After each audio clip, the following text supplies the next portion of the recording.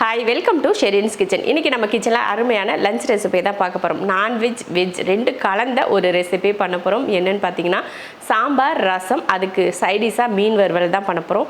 மீன் வறுவல் தான் ரொம்ப ரொம்ப ஸ்பெஷலாக இருக்கும். ஏன்னா ஊளி மீனில் வறுவல் பண்ண போகிறோம். முள்ளே இருக்கக்கூடாது அப்படின்னு நினச்சோன்னா ஊளி மீன் வந்து டேஸ்டியான ஒரு மீன். வஞ்சர மீன் எல்லாம் டேஸ்ட்டே இருக்காது. ஆனால் ஊளி மீனில் வந்து அவ்வளோ ருசியாக இருக்கும். அதுக்கேற்ற மசாலாவும் சேர்த்து போடுறப்போ ரொம்ப ருசியாக இருக்கும். இப்போ வாங்க முதல்ல மசாலா தடவி வச்சுட்டு அதுக்கடுத்த வேலையை நம்ம பார்க்கலாம். நான் வந்து 1.5 கிலோ அளவில் ஊளி மீன் வாங்கியிருக்கேன். அதில் அதை க்ளீன் பண்ணி எடுத்தேன். ஊளி மீன் வந்து டேஸ்ட் ரொம்ப நல்லாயிருக்கும்.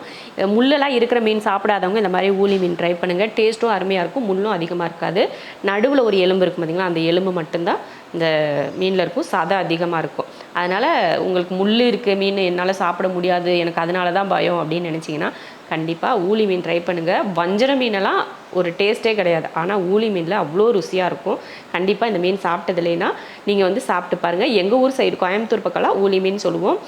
சென்னை இந்த மாதிரி பக்கம்லாம் சீலா மீன் அப்படின்னு சொல்கிறாங்க.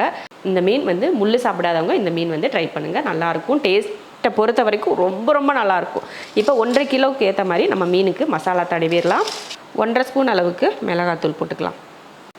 நல்லா காரமாக மீனில் வந்து நல்லா காரம் பிடிக்கணும் இல்லையா, அதனால் 1.5 ஸ்பூன் மிளகாத்தூள், 1 ஸ்பூன் அளவுக்கு மல்லித்தூள் சேர்த்துக்கிட்டு கரம் மசாலா 1/2 ஸ்பூன் சேர்த்துக்கலாம். அடுத்து இஞ்சி பூண்டு பேஸ்ட் ஒரு 2 ஸ்பூன் சேர்த்துக்கலாம். 1/4 ஸ்பூன் அளவுக்கு மஞ்சள் தூள். அடுத்து உப்பு சேர்த்துக்கலாம். 3 ஸ்பூன் அளவுக்கு கார்ன்ஃப்ளவர் சேர்த்துக்கலாம். அடுத்து ஒரு லெமன்.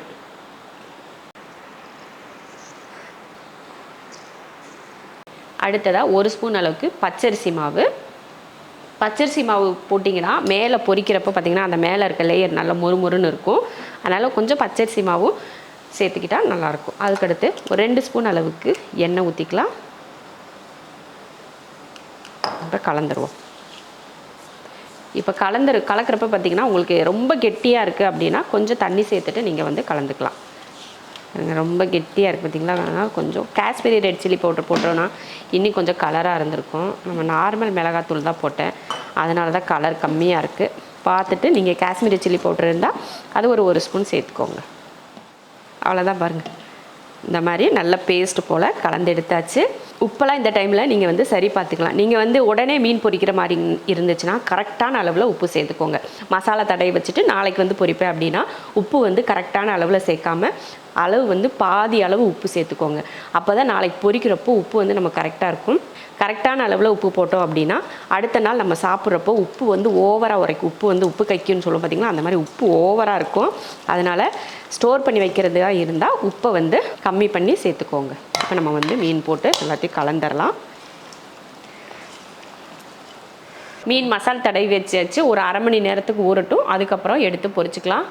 மசாலா வந்து தடவி வச்சாச்சு. இதே நான் வந்து 1.5 கிலோ மீனுக்கு மசாலா தடவி இருக்கேன். அது ஒரு பக்கம் ஊறிட்டு இருக்கட்டும்.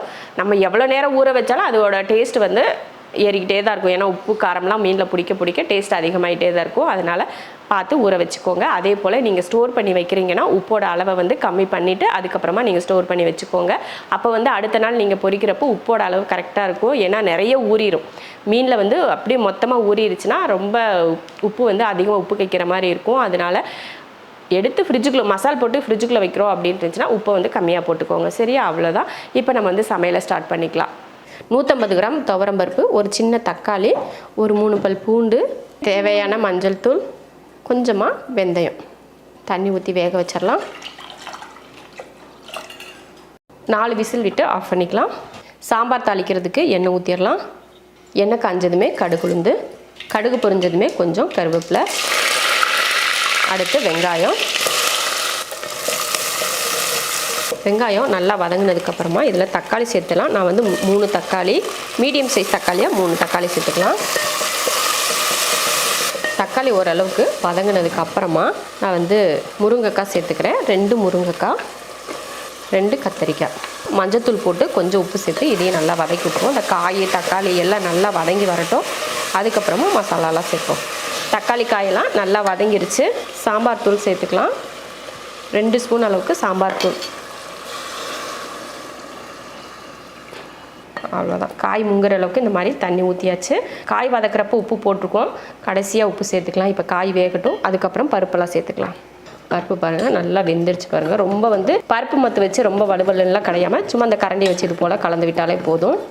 இது போல் பருப்பு வந்து கொஞ்சம் இதாகவே இருக்கணும். இப்போ இதை சாம்பாரில் ஊற்றிடலாம். காயெல்லாம் பாருங்கள் ஓரளவுக்கு நல்லா வெந்துருச்சு. இப்போ இதில் பருப்பு ஊற்றிடலாம். அடுத்து கொஞ்சமாக தண்ணி சேர்த்துருவோம். தேவையான உப்பு சேர்த்து கலந்து விட்டுருவோம். நல்லா கொதித்து ஒரு 5 நிமிஷத்துக்கு வேகட்டும். காயெல்லாம் முக்கால்வாசி வெந்துருச்சு. இப்போ பருப்பெல்லாம் ஊற்றுனதுனால ஒரு 5 நிமிஷத்துக்கிட்ட வேக வச்சிடலாம். இது நல்லா வெந்துருச்சு. இந்த டைமில் கொஞ்சம் புளி சேர்த்துடலாம். கொஞ்சமாக சேர்த்துக்கலாம். அவ்வளோதான், புளி சேர்த்தாச்சு. அது வெந்துட்டுருக்கட்டும். புளி ஊற்றி நல்லா வேக வச்சுருந்தோம். அந்த புளியோட பச்சை வடை போகிற வரைக்கும் நல்லா வெந்துருச்சு. இறக்க போகிறதுக்கு முன்னாடி மல்லித்தழை தூவிட்டு கொஞ்சம் கருவேப்பிலையும் தூவிட்டு இறக்கிக்கலாம். அவ்வளோதான். இதுக்கு மேலே உங்களுக்கு நெய் ஊற்றணுமோ நல்லெண்ணெய் ஊற்றணும்னாலும் நீங்கள் ஊற்றிக்கலாம். சூப்பராக இருக்கும். இந்த மாதிரி தான் இருக்கணும் சாம்பார். ரொம்பையும் கெட்டியாகவும் இருக்கக்கூடாது, ரொம்ப தண்ணி பச்சை தண்ணி மாதிரியும் இருக்கக்கூடாது. இந்த அளவுக்கு பக்குவத்தில் இருந்ததுன்னா சாம்பார் எல்லாத்துக்குமே ஊற்றி சாப்பிட ரொம்ப நல்லாயிருக்கும். அதாவது இட்லி, தோசை, பொங்கல், சாப்பாடு இந்த மாதிரி எல்லாத்துக்குமே ரொம்ப அருமையாக இருக்கும். இப்போ அடுப்பை ஆஃப் பண்ணி இறக்கி வச்சிடலாம். ஒரு 1/2 ஸ்பூன் அளவுக்கு மிளகு, அடுத்து ஒரு 1/4 ஸ்பூன் அளவுக்கு சீரகம், அடுத்ததாக ஒரு 6 போல் பூண்டு. இதை தட்டி எடுத்துருவோம். ஒரு பெரிய நெல்லிக்காய் அளவுக்கு புளி எடுத்து கரைச்சேன். இப்போ அதில் இருக்க சக்கையில் எடுத்துருவோம். ரசம் தாளிக்கிறதுக்கு எண்ணெய் ஊற்றிடலாம். கொஞ்சம் கடுகு, கொஞ்சம் கருவேப்பிலை, 2 வரமிளகா, கொஞ்சம் பெருங்காயத்தூள், அடுத்து ரசத்துக்கு தட்டணுலையா சேர்த்துடலாம். அவ்வளோதான். நல்லா வதக்கிட்டு அடுத்து தக்காளி சேர்த்துடலாம். தக்காளி போட்டதுக்கப்புறமும் நல்லா தக்காளி வதங்கிருச்சு. இப்போ புளி தண்ணி சேர்த்துடலாம். தேவையான உப்பு, அடுத்து மல்லித்தழை சேர்த்துடலாம். இப்போ புளிப்பெல்லாம் எந்த அளவுக்கு இருக்குது அப்படின்னு பார்த்துட்டு நம்ம தண்ணி சேர்க்குறதுனா சேர்த்துக்கலாம்.